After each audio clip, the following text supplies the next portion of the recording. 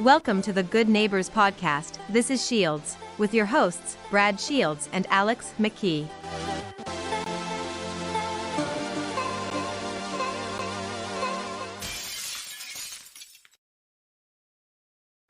I love that. I love that sound. Okay, so hi. What was that sound? That was the sound of breaking glass. That's the sound of a cash register.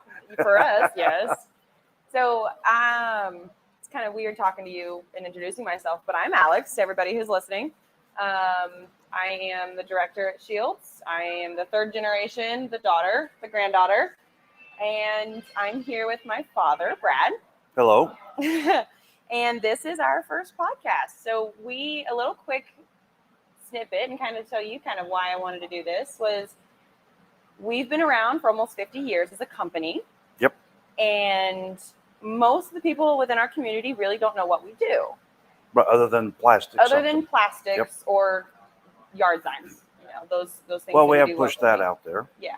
So with that and with how long we've been doing this, I think a podcast is a great opportunity to share more about what we do, but also to document and save our history.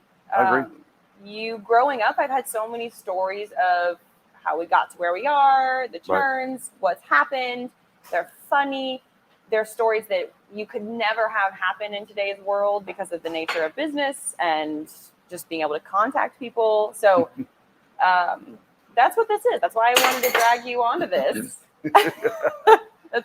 I wanted to drag you into this because, one, I think you'd be good at it. Two, I want our family to be able to share our story forever. Mm-hmm. And when Teddy grows up, she can listen to these, maybe some of them when she's an adult, when she's a little younger. So that's it. You want to kind of tell us about what we're doing, where we're at? Well, I love to tell stories. And I do have a lot of football stories, but other than my coaching stories, every other story I have, pre-football, post-football, is all about this business. I mean, that's been my entire life, but really a college hiatus and a 10-year hiatus is coaching. So I've got a lot. But yeah, we when you said you want to do this, and I first said, hey, let's do it down, your mom with her blessing and her effort and her guidance and my wherewithal on indoor filtration. I have an indoor smoking lounge in my basement. Your brother's old bedroom is now my indoor smoking lounge. And I thought that'd be really good. Quite the transition. But it's maybe a little much to bring in. And with the dogs, now we've painted the fence and they're all black when they used to be white dogs. So whatever. So we're at Gillespie's cigar bar here in Martinsville. Didn't know Nina and Jason Gillespie before they opened up. Started to get to know them, found out they went to school with your mom at Perry Meridian. So in spite of that, I still really like them. I'm so excited to have this cigar bar in town. It's a wonderful bar. It's a fantastic humidor. And we'll do everything we can to support it. And we sure as hell are going to enjoy it every damn chance we get. And this being a Thursday, and I'm here every Thursday. And Nina opened early for us. And what's that? Nina opened early and for Nina us. opened. She didn't open early for us. She allowed us in. She let early. us in. I am a exclusive locker member. Mm-hmm. So I believe I was one of the first 4 or 5. I'll see if she can get that changed to being the first one. But this audience, you'll find that Brad makes his way, which I call him Brad in work setting. Yeah, it's wonderful. But you find your way to be quote unquote exclusive in any and everything that you possibly can be. Almost as much as your mother. No, it's why do it? Why do it? Like, okay, if we're going to golf a lot, we're going to join Foxcliff. Yep. And we're going to golf there. And then we got to get a golf cart because Michelle Chandler doesn't have one yet. If you're listening, Michelle, and she's really jealous of my golf cart. So I have to have the best golf cart out there. But yeah, that's kind of how you roll. And whether you have it or not, the expectation, this is getting into a story, is no matter what we do, I want to be the absolute top of it. I may not be the best golfer, but I'm going to put in the best damn effort. I'm going to put in the time. I mean, now that I can, when I was fishing, but it was more coaching when I had time. My God, I wanted to be the best fisherman. I can't not. Oh, let's just be a half-assed cigar smoker. Oh no. How about wine? Let's learn about wine. Let's taste wine. No, let's learn about wine. Let's dominate the knowing wine. I want to be able. I'm on a cruise. And our waitress, true story, she came up and she got the wines mixed up, and I was able to smell. and Emily and Michelle were like, wow. I'm like, yeah, it's how I roll. But that's how we did it. Then we get to bourbon. I Today, know. we're drinking. There's like chunks of my life that seemingly dedicated to these things that you Oh, guys yeah. were doing. Single cask Elijah Craig, barrel strength. It's phenomenal. And a Rocky Patel DBS. So, and you want to drop names, you want to start stories. Just over here name dropping. It's Rocky up at Burn up in Indianapolis. Rocky was telling me when we were talking last time, hey, I got this double broadleaf coming out. He goes, you're really going to like it, because I said his best. He goes, what's your favorite cigar of mine? I said, it's your quarter century. So I like the 60. I like a lot of them, but the quarter century has something about it that I really, really like. And he got really excited. And he goes, I can't wait to tell my brother what you said, because the DBS is a more expensive version of the quarter century. So you just got upsold, is what you did. Yeah, so I definitely got upsold. Welcome to that. So, okay, I'll quit rambling. That's my introduction. That's your introduction. Well, I do want to thank Nina and Jason and anybody listening here. Even if you don't smoke cigar, I think the air filtration is great. Best mixed drinks. But you want to talk about a great bar and great mixed drinks. It's just a nice place in Martinsville to come up after dinner that we've not had ever. We've talked about it for a very long time. The Jeff, but other than the Jeff, and you're not old enough to know the Jeff, but no. No, sorry, probably not. But okay, you talked about, so part of what I want, this is an opportunity for me to dig into your stories, but. And I do have a lie detector on, folks. So if something goes off, you'll know that I'm fibbing. Yeah, it's the pitch of your voice. When I was born, you were coaching. You were teaching and coaching, and that was your degree. And you've taken coaching into everything that you do. But did you ever plan to come back? No. Oh God, no. No, and it was something. I don't remember exactly how. We were still at Lake Edgewood, and we had this hallway between the basement and the garage where Dad started making all the molds. And you go through that little hallway and like 3 concrete stairs and this cool little nook under the other stairs that I would hide in. It was really cool. That's where we would keep the suitcases for whatever reason. But then Mom had her office right there on the other side of the fireplace in the basement. So that was the office when it started. And, the garage was insulated and heated, so Dad could work all year. And so this was probably about 1977. And the reason I remember that is, or maybe it's 76, I was helping Dad on the mold. Golly, it could have been 74 or 5. Anyway, so I'm helping Dad on the mold, and I'm using a carving tool. And he just showed me once how to do it. I'm like, I don't know what to do. And we're listening to Jerry Seasting and the boys at the regionals in basketball. And I ran the carving tool into my hand and had to get stitches. But we had to wait till halftime to go get stitches. But of course you did. Wait, did Pablo take a picture of it?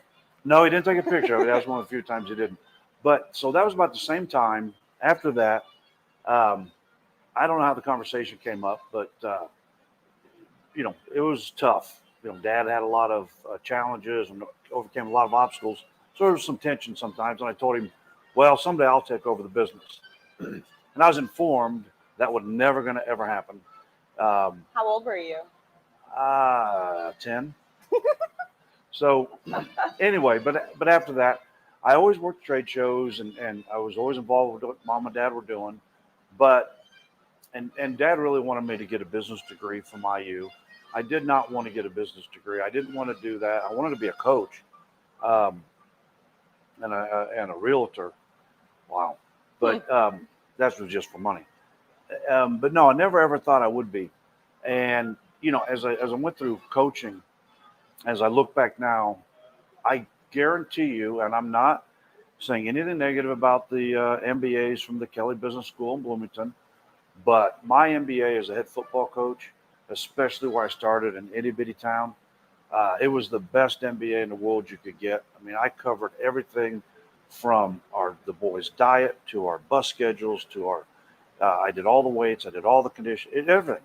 And it allowed me to, and dealing with people, I even got Mennonite mothers to let me get their boys to play football. I probably was one of the few guys in Indiana that had Mennonite boys in football. And if I had a little more time, I probably could have got some Amish kids too. We were, great community up there. We came real close with them. Still are. But no, never ever thought at one moment I would. And I don't know if I'm getting off track here, but one thing that amazed me when we did come back, and that's a whole nother story by itself. And I started, the first summer, I had to build a room for our compressors, our new air compressors. Well, they were new. You mean the room that we just had to get redone? Hey, 23 years on that roof. Okay, I'm happy with that roof. But yeah, we paid somebody this time. Yeah, so my first job. Should I say anything about Knox Roofing or not? No, I won't. Sorry, Wes. They did a great job. But my first job was to build that room. And so I spent the first part of the summer building that room. And then I started, they wanted me working on molds. So I started working on a Dixie Chopper housing, a vacuum forming mold, which was really great because I had Joe and Al, the employees have been with us forever, really showing me how to work with the materials and learned a whole lot there. And as I started to get a burr in my ass about where we are now, I wanted an office, and that was not happening. So I finally got a desk, a stand-up desk outside my dad's back door, no phone, and a stand-up desk. I finally got a phone, but then I realized if it was raining, I couldn't talk on the phone because the metal roof above me was all raining. So then I finally said, can I build my own little office, which your husband's in now, kind of, but his is newer now. It's I was in it for a moment. And you were in there for a moment too, so I kind of got to build that and so forth. But when I finally got my hands on polycarbonate, because I had to go, he made me do ABS stuff. I had to do a lot of other plastics. When I finally got my hands on polycarbonate later in the fall, I was amazed at how much I just knew without ever knowing I knew. I've been touching all plastic my whole life, been doing all that. I did work for mom and dad one summer in college, and I was forming fairings, and that was acrylic, which has some similar properties, but not. And, that taught me a lot, but just growing up, just watching plastic heat and form and touching it and feeling it as a kid, messing it up, screwing it up. I really jumped into it with a lot more knowledge than I ever thought I had. And I kind of put that back to you and your brother a little bit, doing athletic. You guys played on the bags. You guys grew up doing all kinds of seat rolls and, whatever I had the boys doing, you two little monkeys would do the stuff in the background. Mm-hmm. And so when it came to athletic training, there was a lot of stuff you just did because you've been doing it since you were a toddler because you didn't know any better. And I think that was kind of the same thing. Growing up around the plastic with that wall. Well, that makes sense. I'm glad and I appreciate that when I first started. I guess I was in the conference room. I didn't have a place either, but my papers didn't get dust on them every time I came in the door. Yeah. Because I can't imagine that. Oh, yeah. You leave something for 5 minutes, it's got dust or dirt or some debris from plastic or the wood, and nothing is clean but our clean room. Yeah, our clean room is clean. Our clean room is clean, but that's it hasn't always been clean though. We operated a clean room with a lot of dirt in it for a long time and made good parts. Yes. That was when my customers loved our product, but I couldn't dare let them see or even have an idea about our process because it was not controlled. That's probably another story, another day. That's a big one. The coating room's a big one. Yes, it is. But it's neat. It's one of the rooms one of my favorite things to do now. And Tim, I remember taking you on the tour. I don't do it as much as I used to because I got people that do most of the tours now. But taking somebody through a tour of our facility that lives here, they're always like, oh my gosh, I had no idea. Mm-hmm. It keeps going. I call it a Lego building. Explaining, okay, this year, this is when this building was built, and we've expanded here, and built on and on and on. And it's not a great workflow, but it's the best it can be with the build. But it's always nice. It's always fun seeing people's reactions walking through. They're like, holy shit, you guys do this in here? People are. I mean, every person. I don't think I've ever had one person take the tour and go, "Yeah, that's what I thought you did." Well, yeah, that's what I thought was in here. Yeah, I figured this is what it was. No freaking clue whatsoever. And it is. They're like, I can't believe it's this big. And it is. You need GPS or the breadcrumbs to find your way back sometimes. Yeah. And now with the fourth, not only the fourth, it's like the eighth building, but Fourth named building. the fourth named building, Building D, it's taking up all buildable space. We're gonna kick the conference room out. We're gonna make it bigger, redo it. It's another story. Terry and I built that, and I told him we need to put footers in. No. Bullshit. And since the flood, it rolls down. You roll. If you sit on one side of our conference room table, you just you just slide slowly backwards. If you pick your feet up, you're going to the window. So, and that's another reason I didn't become a home builder. That's probably a good thing. Yeah. Probably a really good thing. The shortcuts just not You know, great. though, with that, I stand in front of people a lot in concerts and stuff and block review, and they're like, "Hey, guess your dad what a window maker was." I'm like, "Bullshit, he was." That was a bad dad joke. That's a great dad That's a joke. bad dad joke. Since you became a grandpa, your jokes have gotten exponentially worse. Yeah, but I don't use the F word as much in my jokes now because I got to tell them to my granddaughter. Say that about grandpas. Oh yeah. So when you came back, I'm curious because now we're at a point, like I've been full time for 3.5 years now. Seems Wow. like a lot longer than that. Wow, yeah. We've done a lot in 3.5 years.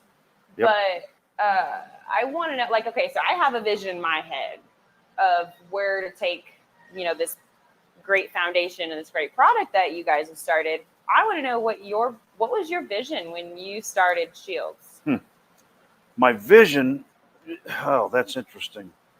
And I mean, if you had a big one. Being honest, I did think of construction equipment a little bit. Now, let me back up for a second because I got Bobcat OEM on a cold call.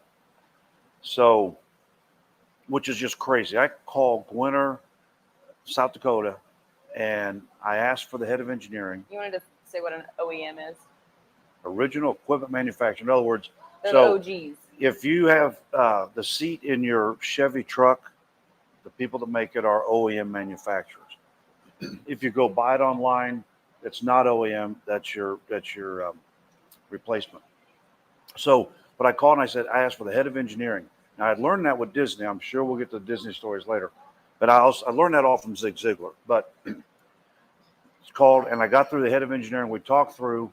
Sure enough, we got the bid to do OEM, and that really helped us because we needed something like that. Problem was, didn't know what the hell we were doing as far as quality.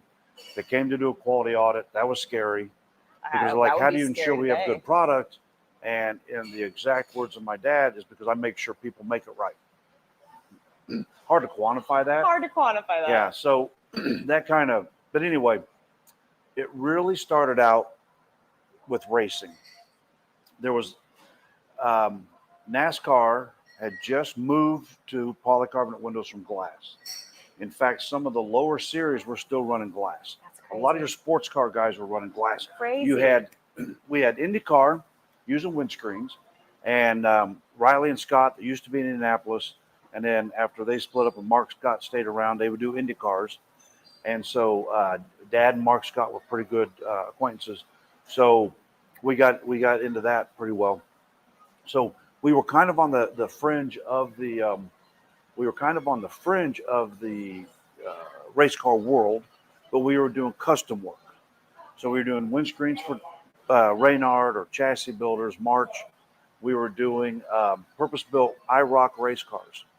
Okay, that looked like a Camaro or Trans Am. Excuse me, not a Camaro. They were Trans Am, a Pontiac. So they looked like the Firebird, but they weren't. They were two-built chassis race cars. And we did that. We started out through Ryan Scott, and we were doing a couple custom jobs. And then I started looking at the Trans Am series and of course NASCAR, and I'm like, we can make windows for every car in the world, race car. And I got really excited about that. And there was some discussions. It was a big risk. And at the time, the big thing was tooling. And at the time, we didn't own. I may not be 100% right. I don't think we owned any tools at the time. Every Really? tools Was what we paid for? tools are what we form on were customer paid for. So Mark Scott would pay for it. Bob Riley paid for it. IROC series, Signoris, they paid for it. So they own the rights to the tool. So I couldn't make the Firebird and sell it to whomever. It was their tool. So you would be up, that upfront cost would have been big. Right. So to start out, I wanted to start with Corvettes, and so we had to build a Corvette mold. And oh my gosh, that was a big fight because that's a shit ton of money, and I had no sales. I'm like, well, I can't sell until I got a part. I mean, I can promise. So that was the first vision, and of course, I wanted NASCAR. I was a racing fan, but I wasn't in love with racing as much as people thought. So Dad allowed to build that Corvette mold, and of course, we were coating face shields in house. We were not coating windshields. We were not big enough. And so Joe and I formed that first window, took it to Cincinnati to get coated. Actually, we took 3 or 4, took them to get coated, brought them back. We hand trimmed them. And Bob Ruman out of Cuyahoga Falls, Ohio, was my first retail customer, my first professional driver. And I honestly don't know how. I think I used to send out faxes to all the race teams, and I'm pretty sure that's how Bob got a hold of us, because it was before the first PRI show. Okay. Wow. So yeah, Bob was the first Corvette customer, and it was phenomenal. So then we started doing the Corvette world went pretty quick. Then Pratt and Miller, who are the Corvette, they are the Corvette team. They still are. That build everything out of Detroit. They got wind of us, and they wanted a custom tool. I said, you don't need one. It's my tool. They're like, no shit. Like rear windows, I got it all now. And so I started doing Pratt and Millers, and they are the creme de la creme of Corvette racing. And that got me into Jim Derhog, who out of Minnesota was building Corvettes, Camaros, and he would do Mustangs, but he didn't say he would. And so got a hold of Jim. And so I started getting a hold of some of these bodybuilders and started making cars for them. And same time, Hare Racing out of Illinois said, we want to sell your windows. And it's funny, I think we fired them about 4 or 5 years ago finally, because they'd only sell 3 or 4 a year, and they got a dealer discount. I was hungry, I didn't care. And so that all started, and my vision was we are going to beat glass, because a lot of these guys were using glass. In racing. Not the purpose-built guys, but out in the retail world, which were Mustangs, which were, and we got into Ferraris, and we got into Jaguars, and we got into Maseratis. The list is huge. We got into these endurance 24-hour racers, BMW. They were racing Cadillacs at the time, Mazda, the RX-6, the RX-7, and then finally the 8. So we started getting into those, and I started making those molds. And once Dad saw it was going, he was very less hesitant to let me build another mold. I don't know, we can go out and get this. And about midway through that first year, I got the NASCAR Ford part number. And we don't have time for that story. No, today, but that's a great one. That's one of my absolute favorite stories. But we got that. So then all of a sudden we're in Ford NASCAR. We're working Pete Peterson at Robert Yates, God rest his soul. Great guy, did phenomenal things to help us really make the tricks of our trade unique. And so that was my vision. We're going to own motorsports, but we had the Bobcat there. And then working through people we buy the plastics from, they got into a skylight for us for Caterpillar. And when I saw how we could do this, we were hand trimming this skylight before we had our first 5-axis router. So me and Joe and another guy my size used to work for us, a guy I love dearly. The 3 of us could do 20 parts a day. And once we finally got the 5-axis, we were doing about 20 parts an hour. It was amazing. And, we're like, oh, hey, we're going to have to learn to golf. Not quite yet. Yeah. But and then once we saw the skylight, the bells, and the whole racing world went to plastic. And racers, I love them, but they're all about cheap, quick, and done. Quality is not, I don't care what they say. It's only about if they go faster. I got a Ray Evernham story, which we'll talk about that one for sure later. We realized Racing is still good. I love them, Well, but the value in construction. in construction is so much more. But I think the way that it panned out, I think in order to make the construction windows the best that we do, and you can see our quality difference, Mhm. is a big part because of you went through the motorsports and the Absolutely. hard curves and the big molds And the nimbleness. We had to learn, and we built literally hundreds of molds. We had to learn to be able to do a C5, which is really, and even the C6 was a tough window. Mhm. C5 is a tough window. And then we could do the Dodge Viper. I still don't think anybody else can do the Dodge Viper worth their shit. They can't form that well. So and we had to be quick because race car guys like, hey, I got to race. I got to Yeah. race in 5 days. So we learned to just jump. We became very nimble, very responsive, and very inventive. In when I say ingenuity, I'm not calling us geniuses. I'm saying we learned how to trick the system Yeah. and make parts now. And that really, as much as anything, how we really learned to form has put us over the top Mhm. in our work. Well, and that's what we still use. We still utilize a lot of those tricks in production now. We just do it without messing up our scheduled production the best that we can. At Much this more point. sophisticated, but the heart of us is Yeah. forming. Oh yeah, absolutely. And we have better heating elements. We have better equipment. We have better this and that, but we have the same tool, Mhm. the same procedure, and the same art. Yeah. And the rest of us have pretty much gone all science. Okay. But forming is still an art. We've got as much science. We've gone data. Oh, yeah. Well, data's great.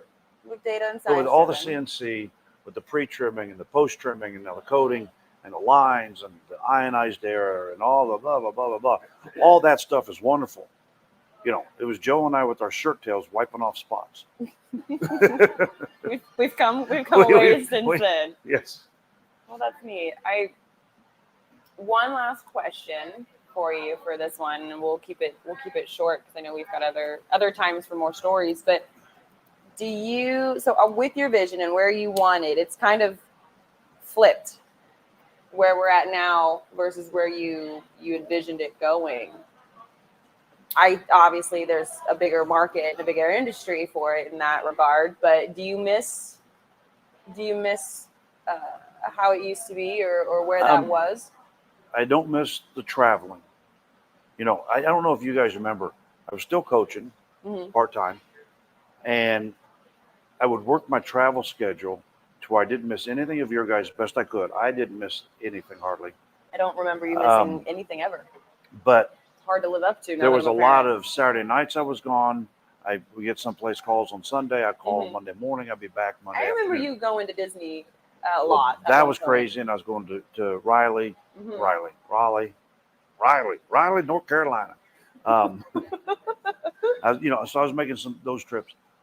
I liked the hustle, and I liked the hustle at that time because of what it taught me. And believe it or not, I wasn't a real confrontational person. What? No, I really wasn't. In football, I mean, you had to do things right and but I wouldn't go out and confront my vendors, or I wouldn't confront, maybe a little bit I would, but as long as everything was going well. Yeah, but I learned how to deal with people a lot because I dealt with everybody all over the world. Yeah. So that was great. But I say this, and I will put this. This is just a shameless plug in. One thing I don't miss is race car drivers, and again, I've got some good friends. I love them. No matter how much they win, looking through my window, they're really losing money. The best way to make $1 million in a season in racing is to start with 2. But every single one of our heavy equipment operators or owners, when they're looking through our window, they're making money and they're staying on schedule. And staying safe. So now we're dealing with a group of people that not only are appreciative, they long for our product, and it's part of their everyday. It makes their work better. Now, we'll get to Ray and have some time because I told Ray my windows will make him better. But yeah, I do kind of miss the hustle. sometimes. That's why I love trade shows. You know, I'm a trade show junkie, and we So go into that. we're still hustling. It's just not all you. Yeah, and I don't. When I travel now, it's your mom and I going to places we can relax instead of me going and try to Business hustle trip. outdoors. Well, cool. Well, I think that that about sums it up for today. We'll save some stories for next time. We have plenty of them. Thank you for tuning in to the This is Shields podcast. To learn more about Shields and our commitment to windshields with performance-proven toughness, visit us at shieldswindshields.com. For any inquiries or to explore our range of products, give us a call at 1-800-554-7527. For quick assistance, you can also text us at 765-913-8121. Stop by our headquarters at 1000 Industrial Drive in Martinsville, Indiana, to experience firsthand the excellence we put into every product we make. For any further information or questions, feel free to send an email to info@shieldswindshields.com. We'd love to hear from you. Once again, thank you for tuning into this episode of the This is Shields podcast. Keep pushing the boundaries of performance and stay inspired.